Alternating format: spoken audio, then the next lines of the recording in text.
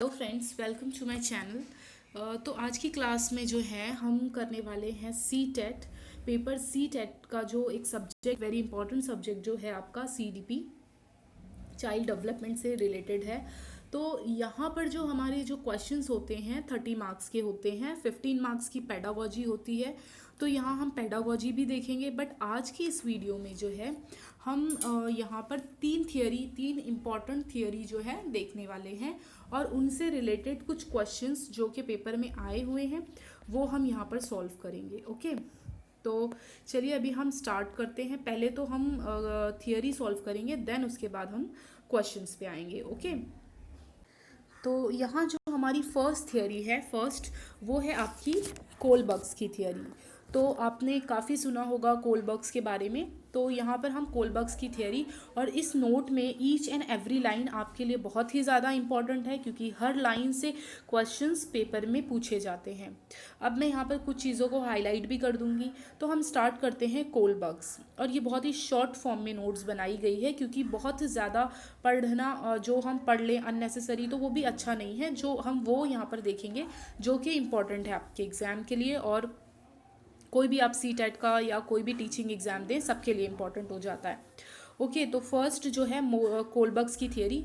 तो कोलबर्ग्स की थियरी में आप देखेंगे इनकी थियरी को क्या कहा जाता है, मोरल डेवलपमेंट थियरी।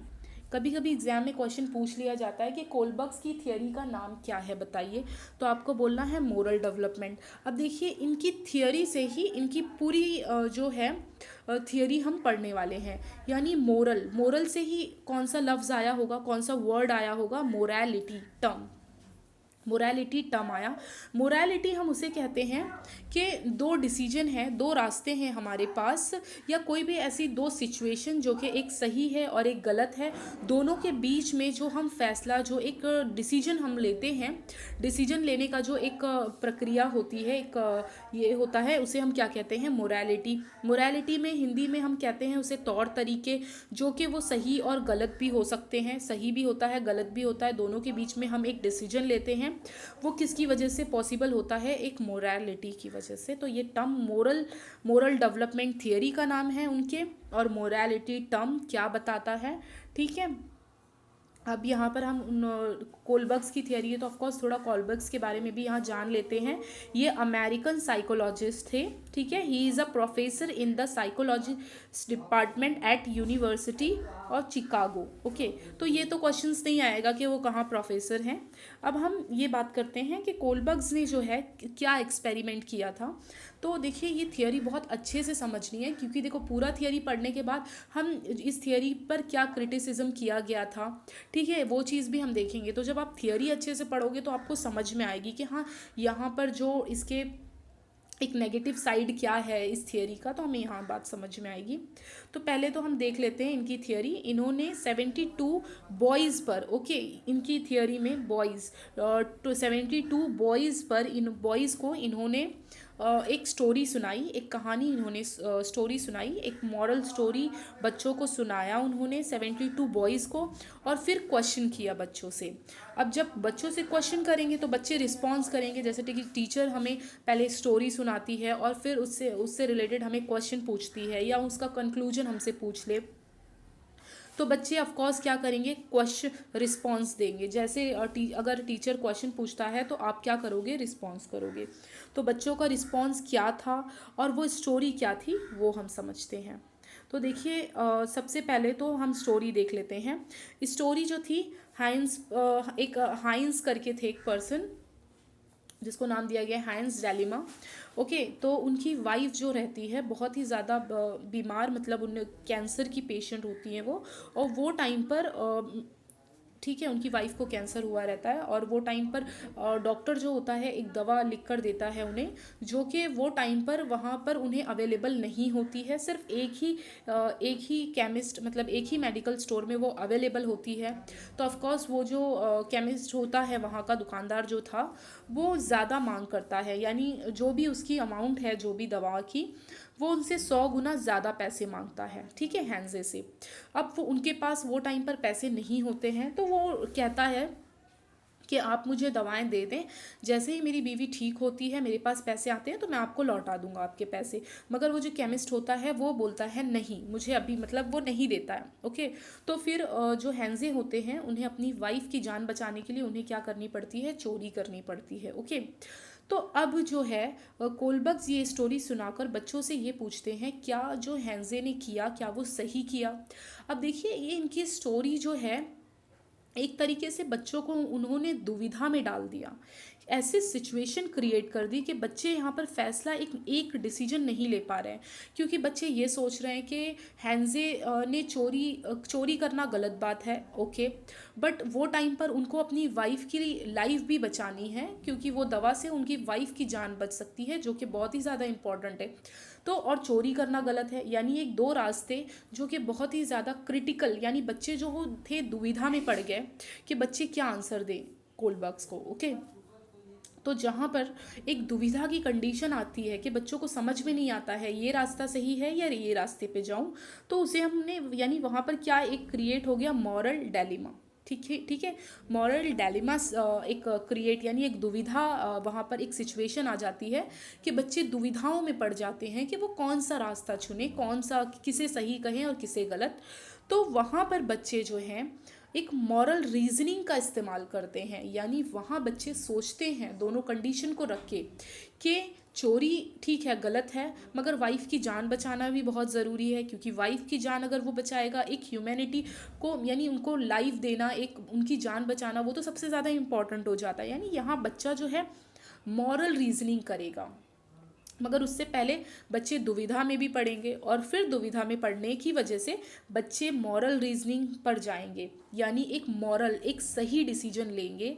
हालांकि दो रास्ते हैं, वो मॉरल डिसीजन लेंगे एक सही विथ रीज़न के साथ। यानी जो अगर बच्चों ने ये कहा कि नहीं हैंजे ने राइट किया, तो उसके पीछे बच्चों को रीज़न भी देना पड़ेगा। ठीक है, नहीं चोरी करना गलत बात है या चोरी किया ठीक किया, तो उसके पीछे बच्चों को रीज़न भी देना है। जैसे कि आप खुद मान लें कि आप अपना एग्ज़ाम देने जा रहे हो और एग्ज़ाम देने की सिचुएशन में कुछ इस तरीके से हो गया कि किसी लेडी का एक्सीडेंट हो गया है या कुछ और प्रॉब्लम हो गई है, तो उस कंडीशन में आप उसे बचाओगे या अपना पेपर देने जाओगे। आपका पेपर देना भी बहुत ज़्यादा इंपॉर्टेंट है, क्योंकि ये साल में एक ही बार होता है, या आप ये कहें कि आप इस पेपर के लिए काफ़ी साल से तैयारी कर रहे हैं और आपको बहुत ही ज़्यादा ज़रूरी है जॉब लेना उसके थ्रू। और दूसरी तरफ है उस लेडी की जान बचाना, उसे मेडिकल मतलब हॉस्पिटल में लेके जाना, तो आप क्या करोगे? तो आप वहाँ पर मॉरल रीजनिंग करोगे। आप ये सोचोगे कि नहीं मैं एग्ज़ाम देने जाता हूँ और जान बचाने की बात हुई तो वो कोई और भी उसे ले जा सकता है, या फिर कोई बच्चा ये भी सोच सकता है कि नहीं मैं एग्ज़ाम तो बाद में भी दे दूंगा, पहले इस लेडी की जान बचाना ज़्यादा ज़रूरी है। तो वहाँ पर आप मॉरल रीजनिंग करोगे। ओके। खैर अलग अलग होगी सबकी मॉरल रीजनिंग, जाहिर सी बात है, सब अपनी अपनी कंडीशन के हिसाब से फैसला लेंगे। तो ये थी इनकी स्टोरी। ओके। अब ये स्टोरी के बाद जो हमारे लिए ज़्यादा इम्पॉर्टेंट हो जाता है वो है 3 लेवल ऑफ मोरल डेवलपमेंट। ठीक है, मोरल डेवलपमेंट थियरी थी इनकी। अब मोरल डेवलपमेंट पे इन्होंने 3 लेवल दिए, 3 लेवल, जो कि बहुत ही ज़्यादा इंपॉर्टेंट होते हैं और हर साल इससे क्वेश्चन बनता है। अब देखिए लेवल कितने थे, 3 थे, लेवल 3 थे कोलबर्ग्स थियरी के, बट स्टेज कितने हैं, 6 है। अब आप ये कहोगे ये क्या है, क्योंकि देखिए हर एक लेवल में लेवल 3 है और हर एक लेवल में कितने स्टेजेस इन्होंने बताए, 2 स्टेजेस बताए। ओके। तो यहाँ कंफ्यूज नहीं होना है, कई दफ़ा पूछ लिया जाता है कि जो कोलबर्ग्स की थियरी है उन्होंने कितने लेवल बताए, तो लेवल की बात आएगी तो आपको 3 टिक करना है, स्टेज की बात आएगी तो आपको 6 टिक करना है, क्योंकि हर एक लेवल में उन्होंने 2-2 स्टेज को एक्सप्लेन किया। अब वो स्टेज क्या है, लेवल 1 जो है, पहले तो हम तीनों लेवल के नाम देख लेते हैं, पता होना चाहिए आपको तीनों लेवल के नाम। पहला जो है प्री कन्वेंशनल लेवल, जिसे आप कह सकते हैं अर्ली चाइल्डहुड। ओके। नेक्स्ट जो है आपका वो है कन्वेंशनल लेवल। ठीक है, कन्वेंशनल लेवल यानी कि लेटर चाइल्डहुड। ओके। थर्ड जो है आपका वो है पोस्ट कन्वेंशनल लेवल यानी एडोलेसेंट पीरियड। ओके, तो ये 3 लेवल जो है नाम याद रखने हैं, रटना नहीं है, ये थियोरी को 1 से 3 बार आप पढ़ लीजिए, ठीक है, तो आपको याद हो जाए, मतलब याद रहेगा आपको। अब चलिए हम 6 स्टेजेस जो हैं मॉरल डेवलपमेंट के वो देख लेते हैं। और इस स्टेज से जो है, ये 6 स्टेज से बहुत ही क्वेश्चंस आते हैं पेपर में। ओके, अब वो कैसे आते हैं क्वेश्चंस वो हम देख लेते हैं। पहले तो हम डिस्कस करते हैं 6 लेवल, लेवल नहीं स्टेज। तो पहले लेवल में मैंने आपको बताया लेवल 1 में जो है 2 स्टेज होंगे, ठीक है, 2 स्टेज हैं लेवल 1 में। पहला स्टेज जो है वो है punishment and obedience orientation based, यानी यहाँ क्या होगा, कई दफ़ा ये पूछ लिया जाता है कि लेवल स्टेज 1 क्या है, तो आपको याद रखना है punishment and obedience orientation based. इस स्टेज में क्या करता है बच्चा, बच्चा जो है 4 से मतलब 10 यहाँ पर बताया गया है रेंज, ठीक है, 10 ये एज आप नहीं याद रखोगे नो प्रॉब्लम।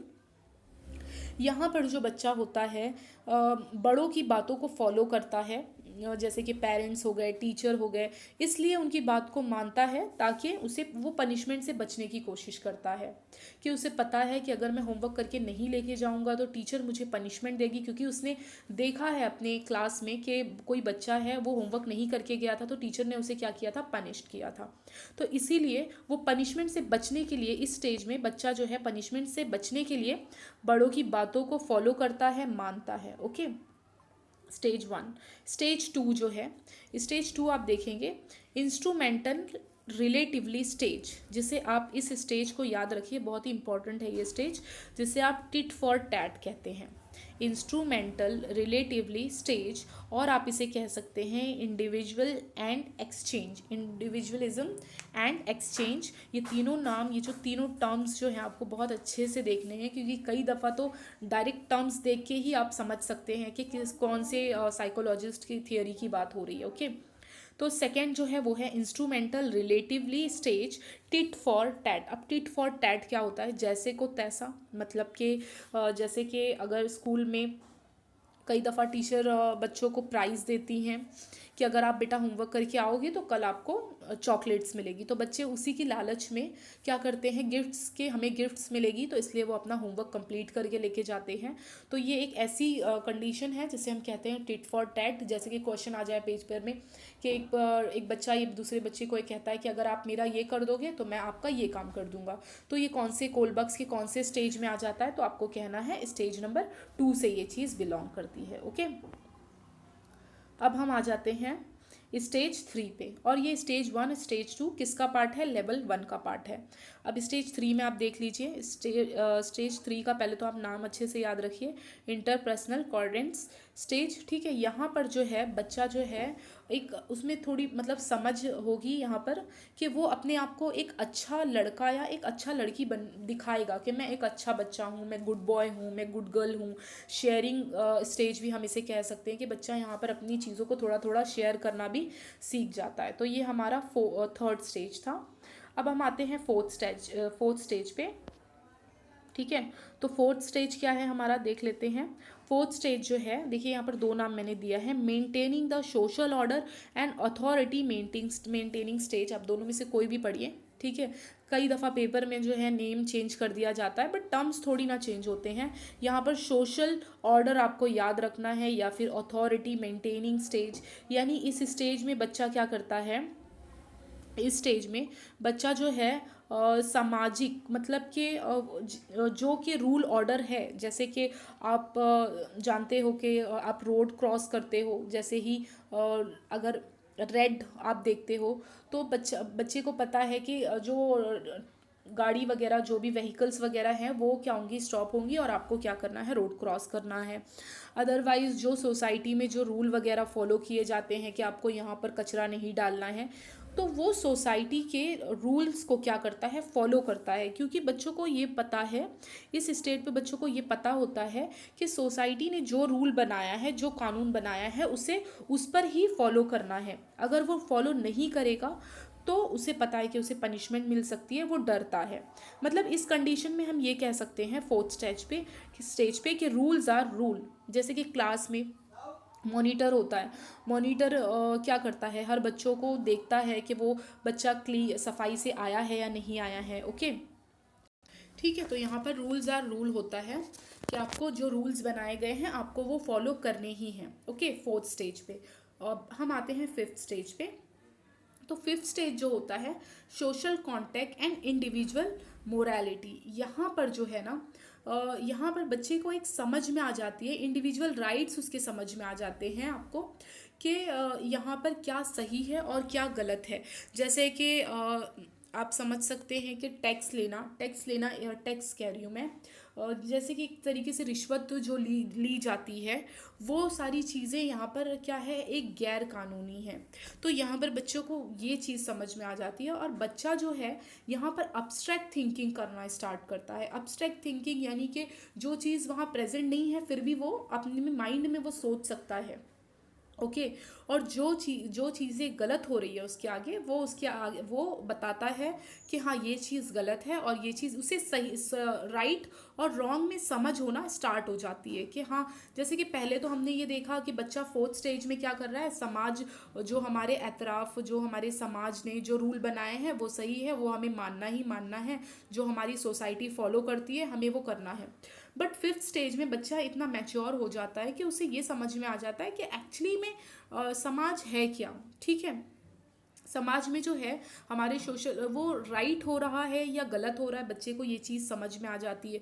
कौन से रूल जो है, ऐसा भी कभी कभी हो सकता है कि कोई रूल गलत चीज़ों के लिए बनी हो उनकी सोसाइटी में, तो उस चीज़ पर वो क्या करेगा, आवाज़ उठाएगा, अपने राइट्स को वो यहाँ समझना स्टार्ट कर देता है।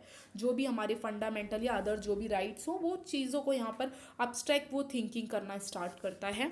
और सिक्स स्टेज जो सबसे इम्पॉर्टेंट स्टेज होता है, ये स्टेज सबके बस की बात नहीं होती है इस स्टेज तक पहुँचना, और स्टेज का नाम आप देख लीजिए, यूनिवर्सल एथिकल स्टेज। ओके, कि हर हर व्यक्ति एक है, सबके लिए कानून एक है, यहाँ पर इक्वालिटी की भावना और ह्यूमैनिटी की भावना। हम तो कहते हैं कि सब लोग सभी इक्वल हैं, बट क्या हम फॉलो करते हैं उस चीज़ को? नहीं, बहुत कम लोग होते हैं जो उस चीज़ को फॉलो करते हैं, जैसे कि हमारे महात्मा गांधी और जो लीडर्स थे। ठीक है, ऐसे नहीं कह रही हूँ कि आम लोग नहीं करते हैं, ऐसे बहुत से लोग हैं जो करते हैं। ठीक है, तो ये जो होता है सिक्स स्टेज होता है according to Kohlberg's theory, universal ethical stage. ठीक है, तो सारे स्टेज को आपको एक बार फिर से रिवाइज करना है, कौन से स्टेज में कौन सी बात की कही गई है। तो ये पूरी थियरी थी कोलबर्ग्स की। अब देखिए, कोलबर्ग्स ने थियरी दी है तो ऑफकोर्स उसका क्रिटिसिज्म भी होगा। ठीक है, कुछ उसके ड्रॉबैक्स भी बताया जा, मतलब कोई ना कोई तो होगा ही निकालने वाला, क्योंकि कोई भी चीज़ हो, साइंस आप पढ़ो, कहीं भी पढ़ो, तो उसके ड्रॉबैक्स, एडवांटेज हैं तो डिसएडवांटेज भी देखे जाते हैं। ड्रॉबैक्स देख लेते हैं कि इन्होंने कोलबर्ग्स ने ये जो एक्सपेरिमेंट किया जो 72 बॉयज़ को लेकर, सबसे बड़ी गलती इन्होंने ये की कि इन्होंने सिर्फ बॉयज़ को लिया, गर्ल्स को इंक्लूड ही नहीं किया। अब देखिए, कहा जाता है कि बॉयज़ के कंपेयर में गर्ल्स जो होती है वो ज़्यादा इमोशन मतलब वाली होती हैं, तो हो सकता है कि अगर वो होती तो वो कुछ और आंसर्स, कुछ और रिप्लाई देती। ठीक है, तो इनकी एक तो ड्रॉबैक इनका ये था कि इन्होंने जेंडर डिस्क्रिमिनेट मतलब जेंडर बायस कर दिया इन्होंने, कि सिर्फ बॉयज़ को ही लेकर ये बात या ये एक्सपेरिमेंट किया। और बॉयज़ में भी इन्होंने सिर्फ यूएसए के स्टूडेंट को लिया, यूएसए के बच्चों को ही लिया। और आपको पता है कि हर कंट्री के एक अलग अलग कल्चर होते हैं, अलग अलग चीज़ों का मानना होता है, तो ऑफकोर्स सबकी थिंकिंग मेंटालिटी अलग हो जाती है।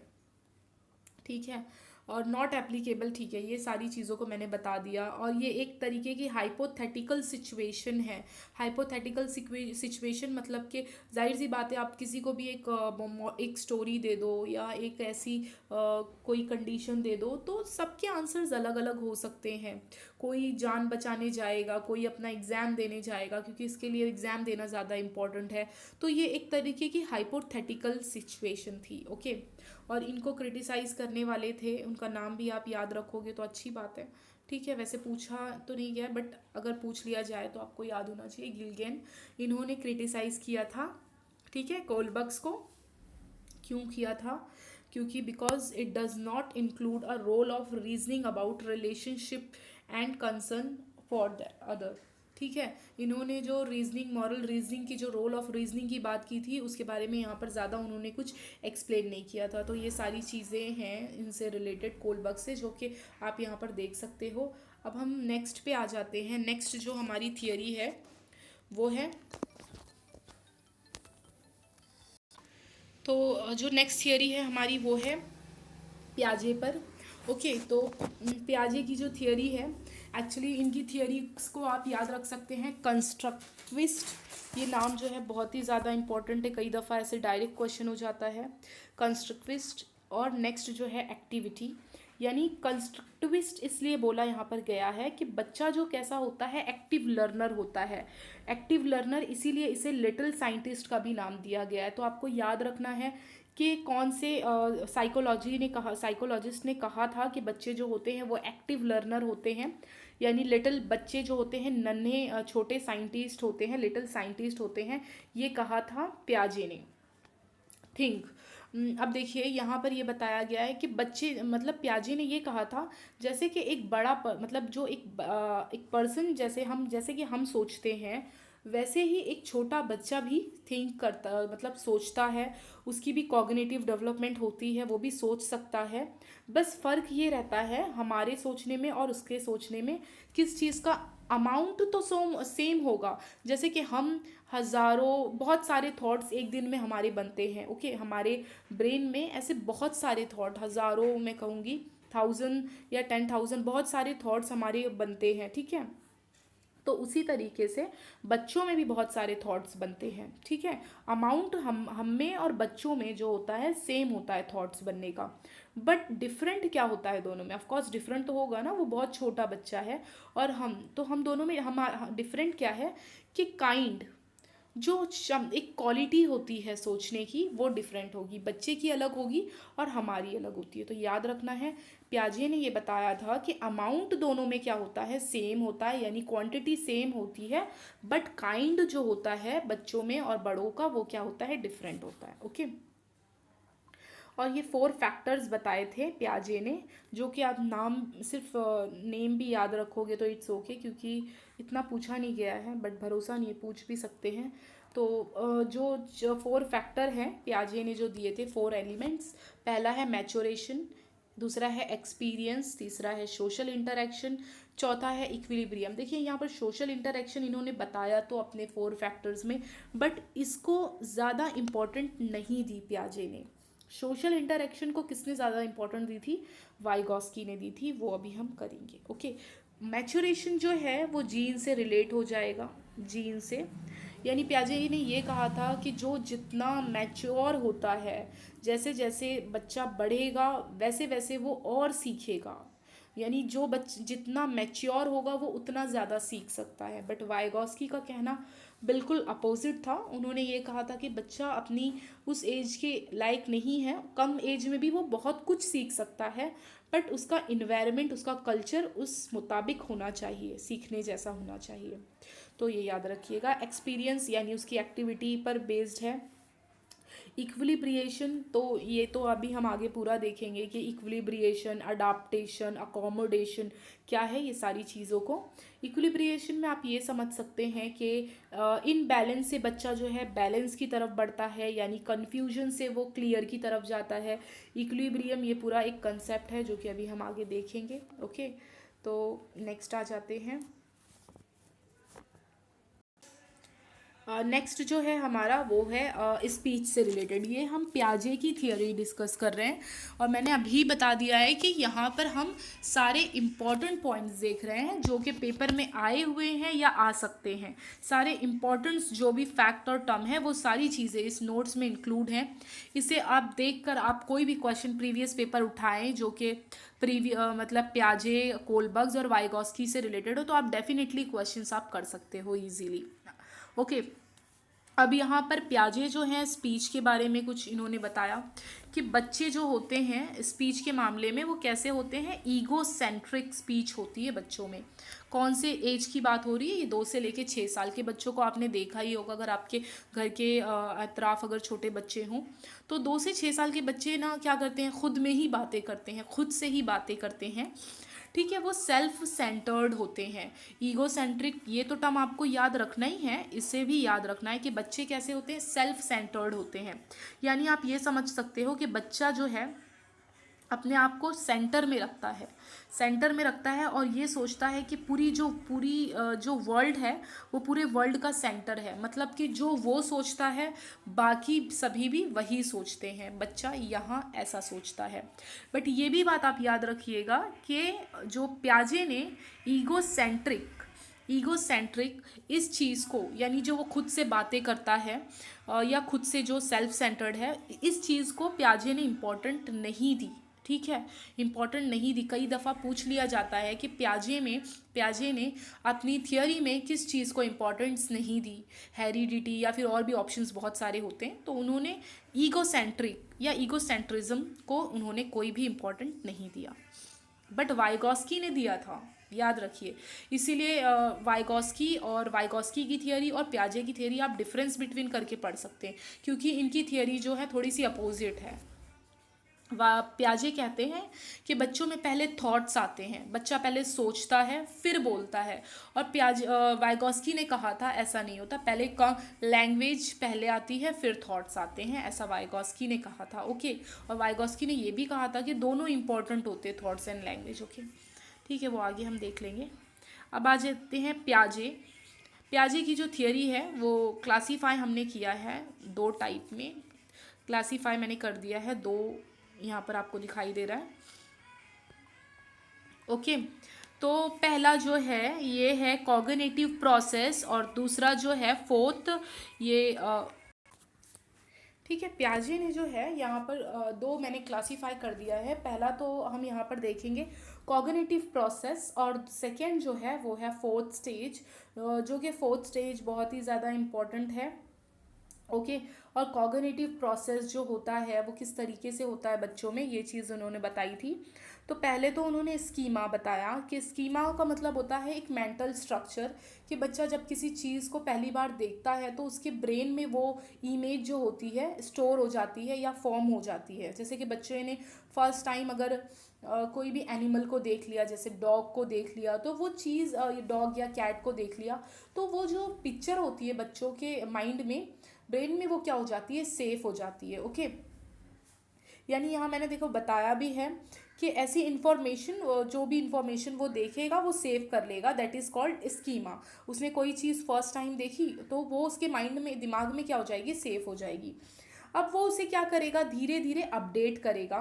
तो अपडेट करना यानी यहाँ हम चीज़ों को समय समय से क्या करते हैं, अपडेट करते रहते हैं। ओके, तो स्कीमा, अब स्कीमा के बाद जो यहाँ पर हम देखेंगे, तो नेक्स्ट जो है, पहले तो हमने स्कीमा देखा, स्कीमा बच्चा देखता है, उस चीज़ को स्टोर कर लेता है। अब आता है एसिमिलेशन। एसिमिलेशन का मतलब ये होता है कि यहाँ पर बच्चा जो है अपनी पुरानी जो ओल्ड इन्फॉर्मेशन है वहाँ पर वो न्यू इन्फॉर्मेशन को क्या करना स्टार्ट करता है, फिट करना स्टार्ट करता है एसिमिलेशन में। ऐड न्यू इन्फॉर्मेशन को जोड़ता है अपनी प्रीवियस नॉलेज से, कि पहले उसने देखा था कि एक बिल्ली है, एक कैट है, वो एक रंग कलर की है, फिर उसने दोबारा देखा तो कोई और अलग रंग की है। तो वहाँ पर बच्चा क्या करता है कि वो समझ में आता है कि हाँ, मतलब इनके अलग अलग कलर्स भी हो सकते हैं, तो वो क्या होगी, एसिमिलेशन। यानी कि एक तरीके से हम ये कह सकते हैं कि स्कीमा में जो पहले से नॉलेज थी, अब वो वहाँ पर ऐड होती है न्यू इन्फॉर्मेशन, जब आप ऐड कर दोगे वहाँ, तो वो आपका क्या हो जाएगा, एसिमिलेशन।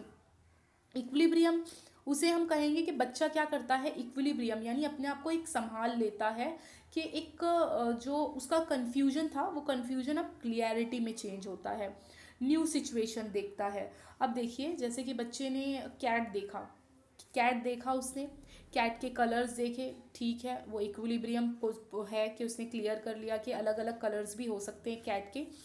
बट अचानक से ऐसा होता है कि उसके सामने डॉग ला दिया जाए, डॉग आ गया। अब वो डॉग को देख के वो पहले ये सोचेगा कि हाँ, शायद ये तो मतलब कैट ही है, बट ये थोड़ा सा बड़ा कैट है।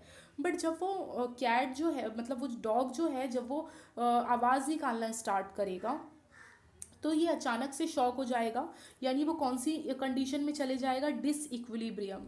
क्योंकि उसने आज तक कैट देखी थी, कैट की जो साउंड होता है वो अलग होता है, डॉग का साउंड जो होता है वो अलग होता है। तो वो डिस इक्विलिब्रियम, थोड़ा सा वो मतलब उसे थोड़ा कंफ्यूज हो जाएगा कि ये क्या है, वो कौन सी आवाज़ निकाल रहा है। फिर हम क्या करते हैं, बच्चों को बताते हैं कि नहीं, ये जो है इसके भी दो पैर, मतलब 4 लेग्स हैं, बिल्ली के भी हैं, ठीक है, दोनों भी पेट एनिमल्स हैं। बट हम ये बताएंगे कि इसे हम कैट कहते हैं और इसे हम डॉग कहते हैं, इसकी साउंड ऐसी होती है। यानी हमने बच्चों को यहाँ पर दोनों के बीच में एक अंतर बता दिया। तो बच्चा क्या करता है वहाँ पर, ठीक है, मान लेता है कि ठीक है, ये जो ये कैट है और दूसरा वाला क्या था, डॉग था। यानी उसने क्या की, बच्चे ने वहाँ पर उस नॉलेज में अपनी जो भी पहले की जो नॉलेज थी उसमें बच्चे ने क्या किया, मॉडिफाई किया और एडजस्ट किया। ठीक है, तो यहाँ पर अकोमोडेशन का मतलब मैं यहाँ पर आपको बता रही हूँ कि अकोमोडेशन में क्या करना पड़ता है, मॉडिफाई करना पड़ता है, एडजस्टमेंट करना पड़ता है। ठीक है, अपनी पहली वाले ज्ञान में बदलाव करना पड़ेगा। सिंपल सी बात है। अकोमोडेशन का मतलब है कि पहले जो बच्चों को नॉलेज दी गई है, अब आपको उस नॉलेज में बदलाव करना पड़ेगा। उसी को हम क्या कहते हैं, अकोमोडेशन कहते हैं। ठीक है, जैसे कैट से मैंने डॉग का एग्जाम्पल दिया। तो ठीक है, नेक्स्ट। अब पियाजे ने जो 4 स्टेज दिए थे बहुत ही ज़्यादा इंपॉर्टेंट है, स्टेज से भी क्वेश्चन कई दफ़ा पूछा गया है। तो पहले तो 4 स्टेज जो हैं, हम हर एक स्टेज को 1 बाय 1 यहाँ डिस्कस करेंगे। तो पहले हम फर्स्ट स्टेज की बात कर लेते हैं। पहला स्टेज जो है वो है सेंसरी मोटर, जो कि 2 से लेके, यानी जब बच्चा पैदा होता है तब से लेके 2 साल में हम उसको कंसीडर मतलब रखते हैं सेंसरी मोटर, जहाँ बच्चा सिर्फ देखता है, सेंसेस से हर चीज़ समझता है वो। ठीक है, फिर प्री ऑपरेशनल, तो पहले तो हम सेंसरी मोटर का देख लेते हैं। सेंसरी मोटर ये पहला स्टेज है बच्चों का। ठीक है, और ये जो स्टेजेस हैं पियाजे की थियरी, तो ऑफकोर्स पियाजे ने बताई है ये सारी चीज़ें हमें। तो पहला जो है सेंसरी मोटर, उसमें जो बच्चा क्या करता है, सेंसेस का यूज़ करके अपनी समझ बनाता है। क्योंकि बच्चा बोल तो नहीं सकता है ना, वो टाइम पर बोलना स्टार्ट करता है जब वो 1 साल का होता है। तो वो 1 वर्ड्स, आपको पता ही होगा अगर आपने लैंग्वेज पढ़ा होगा, क्विंग, बबलिंग। फिर 1 साल में बच्चा एक वर्ड बोलता है। ठीक है, मतलब एक पूरा वर्ड वो बोलना सीख जाता है, जैसे मम्मा, मम वगैरह। ठीक है, वो भी हम देख लेंगे आगे की वीडियोस में। पहले हम यहाँ पर देखते हैं कि बच्चा सेंसरी में क्या होता है, सेंस के ज़रिए अपनी समझ बनाता है। ऑब्जेक्ट परमानेंस, यहाँ पर ऑब्जेक्ट परमानेंस का मतलब क्या होता है कि अगर आप बच्चा, अगर मैं कहूँगी 1.5 साल से लेके 2 साल के बीच में, पहले तो बच्चा अगर छोटा है उसके सामने आप कोई चीज़ दिखाओ और फिर उसे हटा दो, तो बच्चा क्या सोचेगा कि पहले वो चीज़ थी, बाद में अब वो कोई एग्जिस्ट ही नहीं करती है, वो चीज़ है ही नहीं, ऐसा वो सोचेगा। यानी उसे लेने की कोशिश नहीं करेगा वो। बट जब बच्चा 1.5 साल से 2 साल के बीच में होता है, आप उसे कोई भी चीज़ दिखा दें, कोई भी खिलौने, कोई भी डॉल दिखाएं और फिर उसे फ़ौरन हटा लें आप उस ऑब्जेक्ट को, तो बच्चा क्या करेगा, उस चीज़ को ढूंढने की कोशिश करता है। क्योंकि वो ऑब्जेक्ट, वो कोई भी खिलौना हो या कोई भी चीज़ हो जिसे हम ऑब्जेक्ट कहेंगे, वो उसके लिए परमानेंट हो जाता है कि नहीं, वो चीज़ है। अब वो उस चीज़ को ढूंढने की, पकड़ने की पूरी कोशिश करता है बच्चा। मैं यहाँ पर 1.5 साल से 2 साल की एज का बता रही हूँ। ओके, डिफर्ड इमिटेशन, इमिटेशन मतलब बच्चा क्या करता है, अपने बड़ों की नकल करना स्टार्ट करता है। जैसे कि 2 साल का है बच्चा, किसी को हाथ हिलाते हुए देख रहा है तो वो भी हाथ हिलाने की कोशिश करेगा। वो देख रहा है कि डैडी को उसने शेविंग करते देखा है, तो अगर वो भी क्या करेगा, ऑन द स्पॉट नहीं करेगा। अगर वो ऑब्जेक्ट उसे दिखता है तो वो उससे लेकर वो भी वो एक्टिंग करने की पूरी कोशिश करता है। तो ये सारी जो चीज़ें जो करता है बच्चा, वो कौन से स्टेज में करता है, सेंसरी मोटर में। तो क्वेश्चन पूछा जा सकता है ना कि कौन सा स्टेज है जहाँ बच्चा इमिटेशन करता है अपने डैडी की, या हाथ वेव कर रहा है, या कोई भी चीज़ है जो नकल उतार रहा है वो, तो आप बता सकते हैं सेंसरी मोटर में। ओके, नेक्स्ट जो है वो है ईगो सेंट्रिक। अब ईगो सेंट्रिक क्या होता है, देखिए नेक्स्ट जो है हमारा, ओके, ठीक है। नेक्स्ट जो है प्री कन्वेंशनल। तो प्री कन्वेंशनल में जो है यहाँ पर हम एज देख लेते हैं। एज कहाँ से कहाँ तक की है, 2 से लेके 7 साल के की एज का यहाँ पर बताया जा रहा है बीच का। तो किस में आता है, प्री कन्वेंशनल। इस स्टेज में बच्चा जो होता है ईगो सेंट्रिक स्पीच, मैंने आपको बताया था 2 साल के बाद बच्चा अच्छे से बोलना स्टार्ट जब करता है तो वो खुद से ही बातें करता है। ठीक है, ईगो सेंट्रिक यानी कि अपने आप को सेल्फ सेंटर्ड यानी कि बीच में रखता है। वो ये सोचता है जैसे मैं सोचता हूँ वैसे सब सोचते हैं, जो चीज़ मुझे पसंद है वही सभी को पसंद होगी। ठीक है, तो इसे हम कहते हैं ईगो सेंट्रिक स्पीच, जो कि कौन सी एज में करता है बच्चा, 2 से लेके 7 की एज में। और यहाँ पर जो है नेक्स्ट जो आपको याद रखना है वो है इनिटेटिव यानी नॉट लॉजिकली। बच्चा यहाँ पर भी सोचेगा हर चीज़ मगर लॉजिकली नहीं सोचता है, वो बस ऐसी उसकी मनगढ़ंत कहानियाँ होती हैं। और इरिवर्सिबिलिटी, जो इरिवर्सिबिलिटी बच्चे को यहाँ नहीं आती है। अब इरिवर्सिबिलिटी ये भी क्वेश्चन बहुत पूछा जाता है कि इरिवर्सिबिलिटी का मतलब मैं यहाँ बता दूँ आपको कि जैसे आपने बच्चों को बताया कि 6+6 क्या होता है, 12 होता है। तो अगर मैं ये कहूँ उल्टा करने कह दूँ से कि 12 का मतलब क्या होता है 6+6, तो बच्चा नहीं समझ पाएगा। जैसे कि आप अगर बच्चे को ये बताएं कि पानी बर्फ़ बन गया, ठीक है, एक ही पहलू आप बच्चे को दिखा सकते हैं कि वाटर जो था किस में कन्वर्ट हो गया, आइज़ में। बट अब बच्चे को ये नहीं पता है कि जब आइस जो है वो पिघल जाएगा, मेल्ट हो जाएगा, तो वो क्या बन जाएगा, अगेन वो वाटर बन जाएगा। ये बच्चे को यहाँ पर नहीं, यानी इरिवर्सिबिलिटी बच्चों में बिल्कुल नहीं होती है। यहाँ पर बच्चा सिर्फ एक ही पहलू देखता है। जैसे कि अगर कई दफ़ा देखिए आप बच्चों को बेवकूफ़ बनाते हैं, ऐसे बच्चों को, बच्चा जो है आप उसे 10-10 की 6-7 नोट दे देंगे तो बहुत खुश हो जाएगा। और 200 रुपीज़ की नोट्स अगर आप उसे दिखाओगे और 10-10 की 5 नोट रख के आप उसे दिखाओगे तो बच्चा किससे लेने के लिए जाएगा, दौड़ेगा, ऑफकोर्स जो ज़्यादा है। ठीक है, क्वांटिटी देखेगा कि बच्चा ये सोचेगा इसकी क्वांटिटी ज़्यादा है, वो ये नहीं सोचेगा कि अमाउंट तो ये ज़्यादा है। यानी वो एक ही पहलू देखकर बच्चा क्या करता है, यहाँ सोचता है। जैसे कि एक बॉटल में पानी है और एक बाउल में पानी मैंने डाल दिया, तो बाउल में पानी डालने से पानी क्या हो गया, फैल गया, तो उसे ये लगेगा कि ये ज़्यादा वाटर है, ये ज़्यादा है, ये कम है। यानी उसमें ये समझ में नहीं आएगी कि पानी अमाउंट दोनों में सेम है। ठीक है, तो इरिवर्सिबिलिटी यहाँ पर बच्चों में डेवलप नहीं होती है स्टेज 2 में। ओके, अब स्टेज 3 पे आ जाते हैं। ठीक है, स्टेज 2 में जो है एक एनिमिज्म करके भी टर्म पूछ लिया जाता है, जो कि आपके स्टेज 2 में आता है। मतलब कि आपने छोटे बच्चों में आपने कई दफ़ा ये नोटिस किया होगा कि बच्चे जैसे एग्जाम्पल अगर वो गिर गए, ठीक है, या कोई चीज़ उन्हें लग गई, तो कई दफ़ा बच्चे ज़मीन पे गिर जाते हैं या चेयर टेबल से जब गिरते हैं तो वो रोना स्टार्ट करते हैं। तो मम्मी क्या करती है, उनको चुप कराने के लिए टेबल को डांटती है कि तुमने क्यों मेरे बच्चों को हर्ट किया, और फिर उसे थप्पड़ मारती हैं। कोई भी नॉन लिविंग थिंग हो गई, ठीक है, तो बच्चा क्या होता है, खुश हो जाता है। वो ये सोचता है कि जैसे चेयर ने मुझे चोट दिया, मतलब मुझे हर्ट किया, उसी तरीके से मम्मा मतलब उनकी मम्मी ने भी उनको मार के उसे भी हर्ट हुआ, और फिर बच्चा क्या होता है, चुप हो जाता है। इसे ही हम क्या कहते हैं, एनिमिज्म। एनिमिज्म का मतलब ये होता है कि बच्चा जो है लिविंग और नॉन लिविंग थिंग को भी वो क्या मानता है, लिविंग थिंग। उसे ये होता है कि जैसे मुझे चोट लगी है तो वैसे ही इसे भी चोट लगेगी, हालांकि वो नॉन लिविंग थिंग है। कोई भी बॉक्स है, समझो कोई भी एक पजल बॉक्स है जिससे उसको चोट लग गई, तो आप उसे मार दो या डॉल को मारो तो उसे ये लगता है कि इसमें भी जान है, ये भी लिविंग है।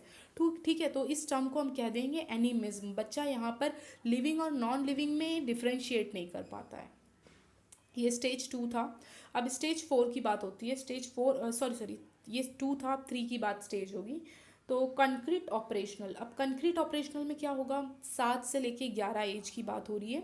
यहाँ पर बच्चा जो है छूकर यानी टच, फील, सी, ये सारी चीज़ों से हर चीज़ वो समझने लगेगा, क्योंकि कंक्रीट की बात हो रही है यहाँ पर। इंडक्टिव थॉट्स आने लगेंगे बच्चों को। Logic about concrete thinking, concrete thinking पे वो सोचना स्टार्ट कर देगा। कंक्रीट जिसे आप छू सकते हो, बच्चों को दिखा सकते हो, रियल लाइफ एग्जाम्पल दे सकते हो, उसे ही हम कहते हैं कंक्रीट। जैसे टीचर को सर्कल पढ़ाना है तो टीचर एक संतरा लेकर आती है, बताती है बेटा दिस इज़ अ, एक्चुअली वो तो स्फीयर हो जाएगा। ठीक है, ठीक है, कोई भी रियल लाइफ एग्जाम्पल टीचर कुछ पढ़ाने के लिए रियल लाइफ एग्जाम्पल जो देती है, जो कि ठोस होता है, एक सॉलिड फॉर्म में होता है, उसे हम कहते हैं कंक्रीट। ओके, और कंजर्वेशन क्लासिफिकेशन, सी सी एस तीनों का फॉर्म है, मतलब फुल फॉर्म है। सी का मतलब है कंजर्वेशन, कई दफ़ा तो सी सी एस का आपको पूछ सकता है क्या है फुल फॉर्म। तो फर्स्ट सी जो है वो है कंजर्वेशन। कंजर्वेशन क्या है कि अभी हमने प्रीवियस में स्टेज 2 में देखा था कि बच्चे जो हैं इरिवर्सिबिलिटी नहीं आती है बच्चों के अंदर, बच्चे एक ही पहलू देख सकते हैं कि आपने बच्चे को एक पेन दिखाया तो वो सिर्फ बच्चा जो है कलर को ही देखेगा, वो ये नहीं देखेगा शेप और साइज़ क्या है, सिर्फ कलर को ही देखेगा, वो एक ही पहलू देखेगा, दो पहलू बच्चा नहीं देख सकता है। बट कंजर्वेशन में ना बच्चे को यहाँ पर इरिवर्सिबिलिटी डेवलप हो जाती है। यानी अब बच्चा, अगर आप एक बॉल है, सपोज़ यहाँ पर 8 बॉल है या 8 गुलाब जामुन है, 8 गुलाब जामुन यहाँ पर मैंने एग्जाम्पल में रखा है, यहाँ पर 8 है और फिर उन गुलाब जामुन को आपने एक प्लेट पे ऐसे फैला कर रख दिया, वो भी 8 है, तो बच्चा समझ लेगा कि हाँ दोनों इक्वल हैं, इसे फैला कर हॉरिजॉन्टल फॉर्म में रखा है और इसे वर्टिकल फॉर्म में रखा है। बच्चा यहाँ पर कंजर्वेशन इरिवर्सिबिलिटी जो है बच्चों में डेवलप हो जाती है। स्टेज 3 की बात हो रही है यहाँ। ओके, नेक्स्ट सी का नाम फुल फॉर्म है क्लासिफिकेशन। क्लासिफिकेशन मतलब बच्चा यहाँ पर अब चीज़ों को क्लासीफाई करना स्टार्ट करेगा। पहले तो बच्चा सिर्फ ये सीख रहा था ये सर्कल है, ये ट्राइंगल है, ये रेक्टेंगल है, बट अब यहाँ पर वो क्लासीफाई करना स्टार्ट करेगा कि वो देखेगा ओके समोसा ट्राइंगल फॉर्म में है तो वो ट्राइंगल को, समोसे को ट्राइंगल वाले बॉक्स में रखेगा। एक बैंगल है मम्मी का जो कि सर्कल के फॉर्म में है तो वो सर्कल वाले बॉक्स में उसे डालेगा। एक जो स्क्वायर फॉर्म में आपका इरेजर है या रेक्टेंगल फॉर्म में तो वो उसे, यानी क्लासीफाई करना बच्चा यहाँ सीख जाता है, इतनी समझ आ जाती है। ठीक है, तो सी हो गया। ठीक, कंजर्वेशन दूसरा है क्लासिफिकेशन, थर्ड जो है आपका सीरिएशन। तो सीरिएशन में क्या होता है, यहाँ पर बच्चा जो है असेंडिंग ऑर्डर जिसे आप कहते हैं, बच्चा असेंडिंग ऑर्डर में चीज़ों को रखना सीख जाता है कि पहले छोटा आएगा फिर उससे बड़ा आएगा फिर उससे बड़ा आएगा फिर सबसे बड़ा आएगा। ठीक है, ये सारी चीज़ें बच्चा यहाँ सीख जाता है। और फोर्थ स्टेज जो है, फोर्थ स्टेज से बहुत कम क्वेश्चंस आते हैं बट फिर भी आपको जानना है। फोर्थ स्टेज होता है फॉर्मल ऑपरेशनल स्टेज। ये इसकी जो एज है वो 11 से आप अबव कहें या फिर आप 11 to 15 कह सकते हैं, ये फॉर्मल स्टेज होता है। यहाँ बच्चा डिडक्टिव मेथड वगैरह ये सब भी जान लेता है। अब्स्ट्रैक्ट थिंकिंग आ जाती है। अब्स्ट्रैक्ट थिंकिंग मतलब आइडियाज़, इमेजिनेशन करने की जो पावर होती है वो बच्चों में डेवलप हो जाती है। हाइपोथेटिक सिचुएशन, जो साइंटिफिक रिसर्च जैसे हम कह सकते हैं करते हैं, हाइपोथेटिकल सिचुएशन जो होती है, ठीक है, जिसका हम अनुमान लगाते हैं कि हाँ ये चीज़ हो सकती है, होगी, तो ये सारी चीज़ें यहाँ पर फोर्थ स्टेज में प्याजे की डेवलप हो जाती है। तो ये पूरी कंप्लीट थियरी थी प्याजे की। अब एक लास्ट थियरी है, वो करने के बाद हम क्वेश्चन सॉल्व करें। तो नेक्स्ट जो है हमारे वो हैं वाइगॉस्की। वाइगॉस्की रशियन के थे, ठीक है, Russian. He had develop a social culture, जैसे कि हर एक साइकोलॉजिस्ट की थियरी है। कंस्ट्रक्टिविस्ट ये थी प्याजे, कॉग्निटिव भी बोल सकते हैं क्योंकि कॉग्निटिव से ही रिलेटेड उनकी जो थियरी थी हमारे प्याजे की, क्योंकि उन्होंने पहले कहा था पहले कम्स थॉट, पहले थॉट्स आते हैं फिर लैंग्वेज आती है। ओके, और जो हमने फर्स्ट थियरी पढ़ी थी वो मोरल डेवलपमेंट, मोरालिटी पे थी, कोलबर्ग्स की थियरी। अब ये थियरी जो है ये वाइगॉस्की की थियरी है। वाइगॉस्की की थियरी को हम सोशल कल्चर या फिर आप कॉग्निटिव डेवलपमेंट, बहुत कम आता है ऑप्शन में, इनकी अप्रोच थी, कॉग्निटिव डेवलपमेंट में भी थी इनकी approach. Language is a social concept है, मतलब इन्होंने ये बताया था कि अगर बच्चे को सोशल कल्चर मिलता है तो बच्चा लैंग्वेज भी सीख लेता है अपने इन्वायरमेंट से। ओके, उसके लिए कुछ ज़्यादा उसे एफर्ट्स डालना नहीं पड़ता है, बस उसका इन्वायरमेंट, उसका सोशल कल्चर वैसा होना चाहिए। ठीक है, तो इनकी थियरी का नाम याद रख लेना, सोशल कल्चर पे है इनकी थियरी। ठीक है, नेक्स्ट, और इन्होंने ये बताया था कि बच्चा जो है ना सोशल इंटरेक्शन से डेवलप होता है, लैंग्वेज आती है उसे। सोशल वर्ड जो है इनकी थियरी में, कोलबर्ग्स की थियरी में बहुत ही ज़्यादा इम्पॉर्टेंट इन्होंने दिया है कि बच्चा जो है सोसाइटी और सोशल इंटरेक्शन से सीखता है। Okay, language as a part of cognitive development, ये भी इन्होंने कहा था। ओके, ही गिव्स 3 स्टेज, इन्होंने 3 स्टेज दिए थे जो कि तीनों स्टेज हमारे लिए बहुत ही इंपॉर्टेंट है। ओके, इन्फेंसी, चाइल्डहुड और थर्ड है एडोलेसेंस। ठीक है, तो यहाँ आप देख सकते हैं कि सबसे पहले इन्होंने जो बताया था, सबसे इम्पॉर्टेंट ये जो है थोड़ा सा अलग बेसिक फैक्ट्स है, ये हम किसी और में भी कर सकते हैं। यहाँ पर जो मैंने हाईलाइट किया है कि focused on the role of culture, ये आप याद रख सकते हैं। और ही इज़ फेमस फॉर, जो वाइगॉस्की थे ये फेमस किसके लिए थे, ZDP, बहुत ही इम्पॉर्टेंट है, मोस्टली क्वेश्चन इसी से आ जाता है, ZDP से। ये क्या, ठीक है क्या है, तो हम देख लेते हैं ZPD। तो ZPD में क्या है, जोन, सबसे पहले तो आप इसका फुल फॉर्म जानिए, जोन ऑफ प्रॉक्सिमल। अब ये जो होती है ना, एक गोल होता है, मैं इसे थोड़ा एक्सप्लेन कर देती हूँ अच्छे से। ZPD जो है एक तरीके का गोल है जहाँ पर बच्चा जो है, एक बड़ा सा गोल है जहाँ पर बच्चा खुद को सेंटर में रखता है। यानी कि सपोज़ बच्चे का एक गोल है कि मुझे ये एग्ज़ाम या ये चीज़ मुझे अपने लाइफ में अचीव करना है। सपोज़ आप एग्ज़ाम से रिलेटेड लीजिए कि उसे ये एग्ज़ाम क्लियर करना है, तो इस गोल में बच्चा खुद को सेंटर, बीच में रखता है, बिल्कुल मरकज़ कहेंगे, एकदम सेंटर में रखता है। खुद को सेंटर में उसने रखा तो मैंने ए नाम दे दिया। उससे हम कहेंगे एक्चुअल डेवलपमेंट। एक्चुअल डेवलपमेंट यानी वो खुद से, वो सेल्फ जो भी कर रहा है वो खुद से कर रहा है, यानी उसे आता है हर चीज़, वो खुद से कर लेगा, फर्स्ट गोल में। सेकंड में जो होता है, अब देखिए उसको यहाँ से उसको यहाँ तक पहुँचना है अपने गोल के लिए, ठीक है। ये गोल है, यहाँ पर उसने खुद को रखा है। फर्स्ट वाला जो सर्कल है वो खुद से वो क्लियर कर लेगा, क्योंकि वो एक्चुअल डेवलपमेंट है, वो खुद की बहुत सारे सब्जेक्ट्स हैं वो जो खुद से पढ़ सकता है। बट अभी अपने गोल को अचीव करने के लिए उसको यहाँ तक आना है। तो यहाँ तक आने के लिए ऐसा हो सकता है कि कुछ चीज़ें उसे ना आती हों, जैसे कि उसका हिंदी ज्योग्राफी वगैरह बहुत अच्छा है बट उसका मैथ्स थोड़ा वीक है। तो मैथ्स की हेल्प, यहाँ तक पहुँचने के लिए वो क्या करेगा, किसी की हेल्प लेगा, राइट। वो क्या करेगा, किसी की हेल्प लेगा, ठीक है। तो यहाँ पर जो है उसे हम कहते हैं, जब बच्चा किसी की हेल्प लेगा यहाँ तक पहुँचने के लिए, तो उसे हम कहते हैं स्कैफ फोल्डिंग। क्या कहते हैं हम उसे, स्कैफ फोल्डिंग, कि जहाँ पर बच्चा किसी की हेल्प लेता है। अब वो किसकी हेल्प लेगा, ऑफकोर्स जो उससे ज़्यादा नॉलेजेबल होगा, जो उससे ज़्यादा नॉलेजेबल होगा बच्चा उसकी हेल्प लेगा।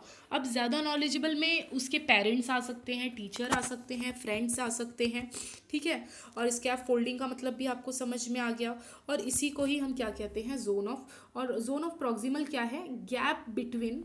जोन ऑफ प्रॉक्सिमल की डेफिनेशन आप यहाँ देख सकते हैं, gap between actual development and potential development, यानी वही जो हेल्प किया तो वो स्कैफ फोल्डिंग हो जाएगा। और ये दोनों बीच का गैप जो होता है उसे ही हम क्या कहते हैं, जोन ऑफ प्रॉक्सिमल। ओके, तो ये जो है बहुत ही ज़्यादा इम्पॉर्टेंट है। एग्ज़ाम में कई दफ़ा स्कैफ फोल्डिंग से क्वेश्चन आता है कि बच्चा ये चीज़ खुद से कर लेता है और फिर आगे सॉल्व करने के लिए टीचर उसे हेल्प करती है। तो कोलबर्ग्स की थियरी के अकॉर्डिंग टीचर ने बच्चों को क्या दिया, तो क्या किया उन्होंने, स्कैफ फोल्डिंग दी बच्चों को। ओके, यहाँ मैंने हिंदी में भी लिख दिया है कि अगर ना समझ में आया तो आप यहाँ देख सकते हैं, जहाँ बच्चे के हेल्प हो, जहाँ बच्चों की हेल्प होती है उसी को हम कहते हैं स्कैफ फोल्डिंग। ओके, और ये जो हेल्प मिलेगी वो पेरेंट्स हो सकते हैं, पीयर्स हो सकते हैं, यानी उनके हम उम्र बच्चे हो सकते हैं, टीचर हो सकता है जो कि उनसे ज़्यादा मोर नॉलेजेबल हो, फ्रेंड्स वगैरह। ओके, स्कैफ फोल्डिंग का टर्म जो था, स्कैफ फोल्डिंग का जो टर्म सबसे पहले किसने दिया था, तो ये नाम भी आप याद रखेंगे तो बहुत अच्छी बात है। ओके, और तो ये हमारी थी वाइगॉस्की की थियरी। तो आई होप आपको समझ में आया होगा इतना। अब हम चलते हैं क्वेश्चन के, एक और टर्म है जो कुछ टर्म से मुझे बताने हैं, वाइगॉस्की से ही है ये रिलेटेड। जैसे कि मैंने आपको कहा था, पियाजे ने ईगोसेंट्रिज्म बताया था कि बच्चा जो है खुद में बातें करता है बट उसने उन चीज़ों को अनइम्पॉर्टेंट बताया है कि वो यूज़लेस होता है, वो उसको इम्पॉर्टेंट नहीं दी थी। बट वाइगॉस्की ने वो सारी चीज़ों को इम्पॉर्टेंट दी है। वाइगॉस्की ने कहा था बच्चे, according to Vygotsky 3 form of language, ठीक है। उसने 3 फॉर्म बताए बच्चों के लैंग्वेज की। पहले तो बताया सोशल स्पीच, जो 2 साल में बच्चा देखकर सेंसेस से करता है, क्योंकि वो टाइम पर बच्चा बोल तो सकता नहीं है, इशारे से या सेंसेस वगैरह से वो सब करेगा, देखेगा। ओके, और प्राइवेट स्पीच, प्राइवेट स्पीच खुद को डायरेक्ट करना, खुद को डायरेक्शन देना, वहाँ पर उन्होंने यूजलेस उसे बताया कि कुछ नहीं होता है, इम्पॉर्टेंट नहीं दी थी पियाजे ने।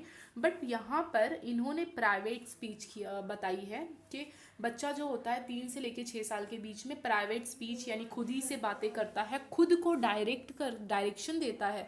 कई दफ़ा आपने छोटे बच्चों को देखा होगा खुद से बातें करते हुए, हाँ अभी मुझे ना यहाँ पर ये ड्रॉ करना है, अभी मुझे ये करना है, फिर मुझे ये करना है। एक्चुअली बच्चा वहाँ पर अपने आप को सेल्फ गाइड करता है, ठीक है। और नेक्स्ट होती है साइलेंट इनर स्पीच, जो कि 7 साल के बाद देखा जाता है। अब ऐसा तो है नहीं कि बच्चे बड़े होते जाएं और खुद को ज़ोर ज़ोर से डायरेक्शन देंगे, ऐसा नहीं होता है। बच्चे करते हैं, डायरेक्शन देते हैं खुद को, मगर वो साइलेंट इनर स्पीच में आ जाती है, ठीक है। फिर बच्चा सोचता है दिमाग में, हाँ अभी मुझे ये करना है, क्योंकि अब धीरे धीरे बच्चे क्या करने लगते हैं, ग्रो करने लगते हैं।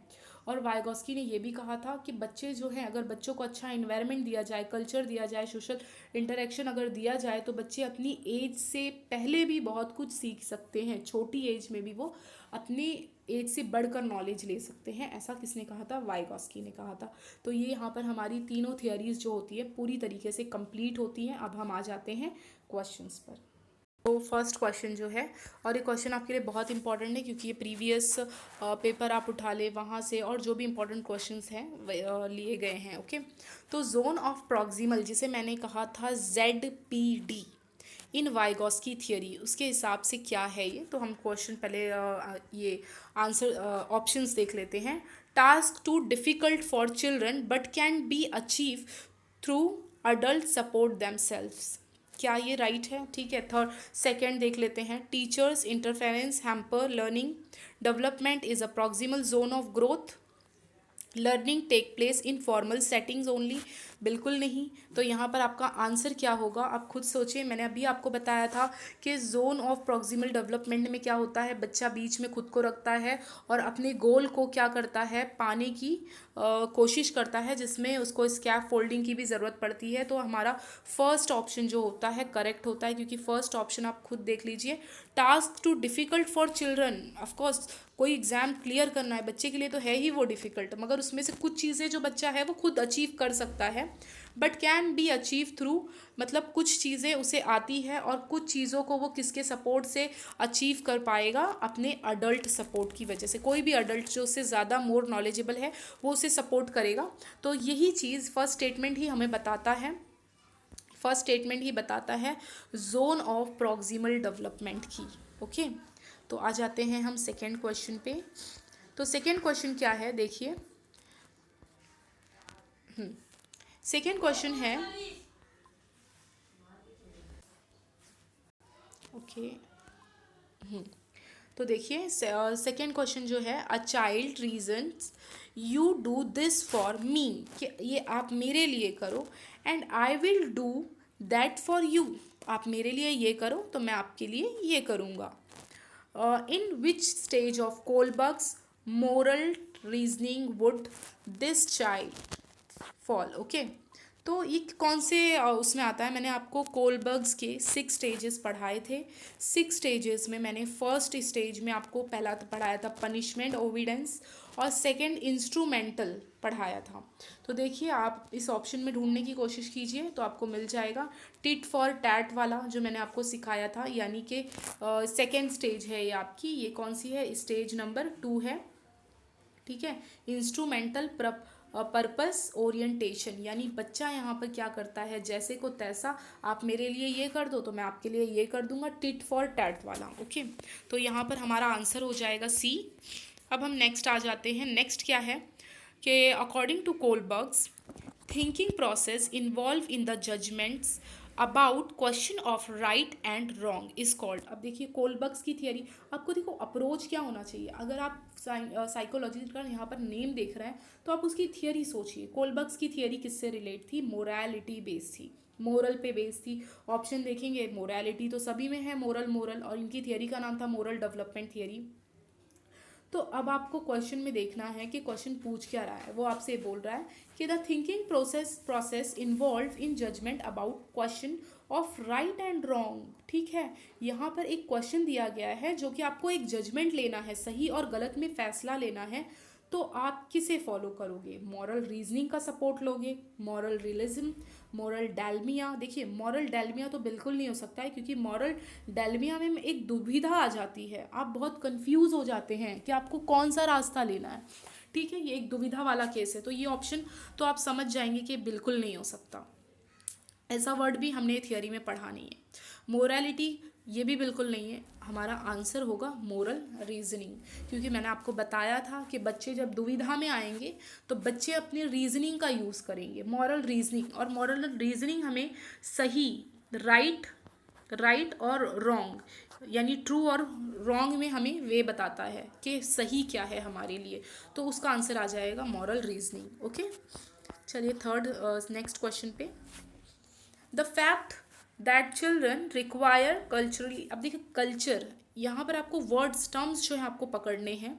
कल्चर किसने बार बार सोशल कल्चर के बारे में हमें बताया है? एक मिनट, कौन से हैं साइकोलॉजिस्ट? तो आपको यहाँ कल्चर वर्ड से आपको देख के समझ जाना है कि ये किसकी थियरी हो सकती है। ये ऑफ कोर्स किसकी होगी? वाइगॉस्की की होगी, क्योंकि वाइगॉस्की ने कई दफ़ा, आप नोट्स में भी देखेंगे तो सोशल कल्चर वहाँ पर लिखा होगा। तो ये थियरी किसकी होगी? ऑफ कोर्स वाइगॉस्की की। ठीक है, इन्होंने सोशल कल्चर को ज़्यादा इम्पोर्टेंट दिया है, social interaction, social culture. Okay, अब नेक्स्ट आ जाते हैं। नेक्स्ट क्वेश्चन है, अकॉर्डिंग टू प्री कन्वेंशनल। ठीक है, यहाँ पर प्री कन्वेंशनल की बात हो रही है। तो प्री कन्वेंशनल ये कौन सा स्टेज है? आपने अभी अभी अगर न्यू पढ़ा है तो शायद आपको नहीं याद रहे, नहीं होगा, मगर ये प्याजे का स्टेज नंबर 1 है, जहाँ पर प्री कन्वेंशनल हमने पढ़ा था। सॉरी, प्याजे नहीं, सबसे पहली वाली थियरी हमारी क्या थी? कोलबर्ग्स की थी। तो कोलबर्ग्स ने हमें कुछ स्टेजेस दिए थे। ठीक है, कोलबर्ग्स के जो स्टेज थे, पहला स्टेज जो था वो था प्री कॉन्वेंशनल। ठीक है, तो प्री कॉन्वेंशनल में हमने क्या देखा था कि बच्चा जो है फर्स्ट लेवल में पनिशमेंट और दूसरा था इंस्ट्रूमेंटल। तो यहाँ पर आपको बताना है कि प्री कन्वेंशनल यानी फर्स्ट वाला है, पहला लेवल है। तो उसके कॉलबैक्स के हिसाब से, to which of the following would an individual turn when making a moral decision. Okay, तो यहाँ पर आपको कौन से टर्म को हाईलाइट करना है? यहाँ पर आपको टर्म हाईलाइट करना पड़ेगा प्री कॉन्वेंशनल। कौन से टर्म को आप हाईलाइट करोगे? Pre conventional level. Pre conventional level जो है हमारा लेवल 1 में है, और लेवल 1 में 2 स्टेज थे, एक था पनिशमेंट वाला स्टेज था और दूसरा था इंस्ट्रूमेंटल यानी टिट फॉर टैट। तो आप यहाँ पर अब ढूंढें कि कहाँ पर है आपका पनिशमेंट। क्या चारों ऑप्शन में कहीं पनिशमेंट जैसा कुछ आपको दिख रहा है? पनिशमेंट एंड ओबीडेंस ओरिएंटेशन वाला, तो आप देखेंगे तो आपको यहाँ पर नज़र आएगा डी, ऑप्शन डी में देखिए, पोटेंशियल पनिशमेंट इन्वॉल्व। ओके, तो इस तरीके से अगर आप नोट्स अच्छे से देखोगे और एक दो बार थियरी को रिवाइज कर लोगे तो बहुत अच्छे से आप समझ सकते हो। अब जैसे यहाँ देख लो, मॉरल रीजनिंग हमें बताती है, जैसे कि फर्स्ट जो क्वेश्चन किया उसमें मॉरल रीजनिंग आंसर है। तो यहाँ पर मॉरल रीजनिंग जो होती है हमें सही और गलत बताती है कि सही क्या है और गलत क्या है। ओके, और उसमें उसमें से आपके लिए सही रास्ता क्या है वो आप डिसाइड करोगे। ये कोलबर्ग्स हैं जिन्होंने मॉरल डेवलपमेंट थियरी दी थी। नेक्स्ट क्वेश्चन जो है, देखिए ये क्वेश्चन बहुत अच्छे से आपको देखना है, आप ज़रूर इसका आंसर कर सकते हैं। While working on jigsaw puzzle 5 years old Najma, 5 साल की एक बच्ची है, सेज टू हर सेल्फ, ठीक है, were this the blue piece, no not this one, darker one that would go here and make this shoe. मतलब वो बच्ची क्या कर रही है यहाँ पर? खुद से ही बातें कर रही है ना, वो खुद से ही कर रही है कि एक पजल्स वो सॉल्व कर रही है और खुद से कहती है कि वेयर इज ब्लू वाला पीस कहाँ पर है, नो डार्कर वाला पीस कहाँ कहाँ पर है। मतलब बच्चे को आपने देखा होगा पजल सॉल्व करते हुए वो खुद से बातें भी करते हैं कि अरे ये वाला कहाँ है, अगर ये मिल जाएगा तो मेरा ये पजल्स जो है या शू जो है मेरा कंप्लीट हो जाएगा। तो यहाँ पर बच्चा जो है किस कंडीशन में है, कौन से स्टेज में, कौन सा टर्म आप बता सकते हो? तो मैंने आपको बताया था कि बच्चा जो है खुद से बातें करता है और वो बातें जो होती है इम्पॉर्टेंट होती है, यानी वो खुद को क्या कर रही है, डायरेक्शन दे रही है। वो अपना डार्कर पीस जो है वो ढूंढ रही है, बता रही है कि अगर ये मिल जाएगा तो मेरा ये कंप्लीट हो जाएगा। यानी वो यहाँ पर अपने आप को डायरेक्शन दे रही है, और डायरेक्शन दे रही है तो मतलब यहाँ पर आपका आंसर क्या होगा, प्राइवेट स्पीच, जिसको इम्पोर्टेंट दी थी। इम्पोर्टेंट किसने दिया था, वाइगॉस्की। वाइगॉस्की आ जाए तो सिंपल से आपको समझ जाना है कि वाइगॉस्की ने किसको इम्पोर्टेंट दी है, प्राइवेट स्पीच को। बताया है कि प्राइवेट स्पीच जो होती है, बच्चे जो होते हैं यहाँ खुद को क्या करते हैं, डायरेक्शन देते हैं, डायरेक्शन देते हैं। क्योंकि ईगोसेंट्रिक में भी तो बच्चा खुद करता है, बट वहाँ पर ईगोसेंट्रिज्म में जो है, यहाँ पर बच्चा जो है खुद को सेंटर में रखता है, सोचता है कि मैं सही हूँ, बाकी जैसा मैं सोचता हूँ बाकी लोग भी वैसे ही सोचते हैं, जो मुझे पसंद है बाकी लोगों को भी वही पसंद होगा। ठीक है, ये तो प्याजे की है, और ये जो है वाइगॉस्की की है। ओके, अब देखिए ये नेक्स्ट क्वेश्चन जो है, giving you cues to children and offering support as and when needed is an example. बच्चों को पहले क्यू दे दीजिए आप, ठीक है, ये करना है। फिर जहाँ ज़रूरत पड़े आप बच्चों को क्या कर रहे हो, हेल्प कर रहे हो। तो ऑफ कोर्स ये बताने की ज़रूरत नहीं है, आपको याद ही होगा कि अगर बड़ों का सपोर्ट मिलता है बच्चों को अपना टारगेट कंप्लीट करने के लिए, तो जहाँ सपोर्ट की बात आ गई, बच्चों को आप जहाँ सपोर्ट दे रहे हैं, उनकी ज़रूरत पड़ने पे, नीड कर पड़ने पर आप अगर उसे सपोर्ट देंगे तो उसे हम क्या कहेंगे, स्कैफ फोल्डिंग। नेक्स्ट क्वेश्चन देखिए, MKO का फुल फॉर्म, ये मैंने थियरी में नहीं कवर किया इसलिए यहाँ ये क्वेश्चन ली हूँ। ठीक है, MKO का फुल फॉर्म क्या है, तो इसका ऑप्शन मैं डायरेक्टली आपको बता देती हूँ। फर्स्ट ऑप्शन है MKO is the flexibility of a facilitator to produce a conductive social environment for the learner. क्या ये है आंसर?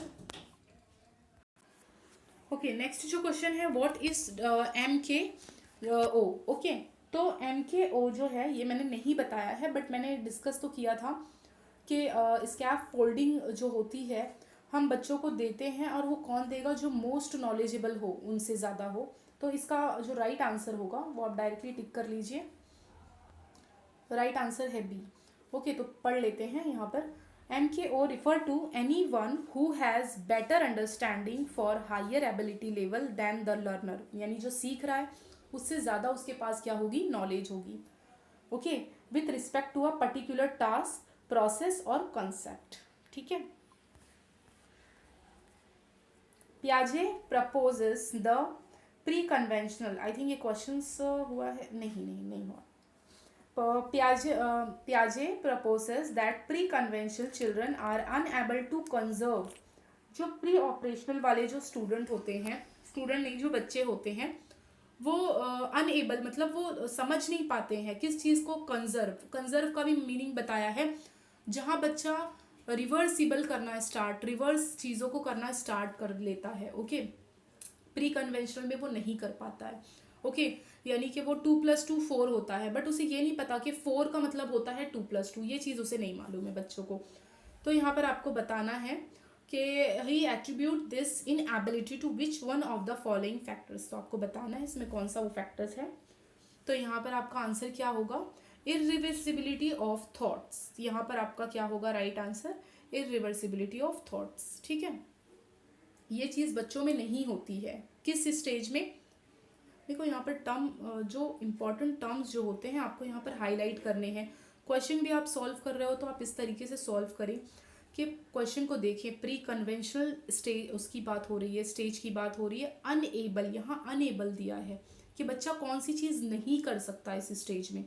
ऑफकोर्स बच्चा बहुत छोटा है, वो चीज़ों को इरिवर्सिबल नहीं कर सकता है, अपने थॉट्स को इरिवर्सिबिलिटी नहीं कर सकता है बच्चा। ओके, ये कहा था पियाजे ने। अब नेक्स्ट जो है वो है in the context of language. ठीक है, लैंग्वेज के कॉन्टेक्स्ट में ये बात हो रही है। Which of the following areas was underestimate by पियाजे। किस बात को इन्होंने अंडर एस्टिमेट किया, यानी इतना इम्पोर्टेंट नहीं बताया। हेरिडिटी को बोला है इम्पोर्टेंट, सोशल इंटरेक्शन को बोला है, ठीक है, active construction by the child, ये भी बोला है कि बच्चा जो होता है वो एक्टिव लर्नर होता है, ठीक है।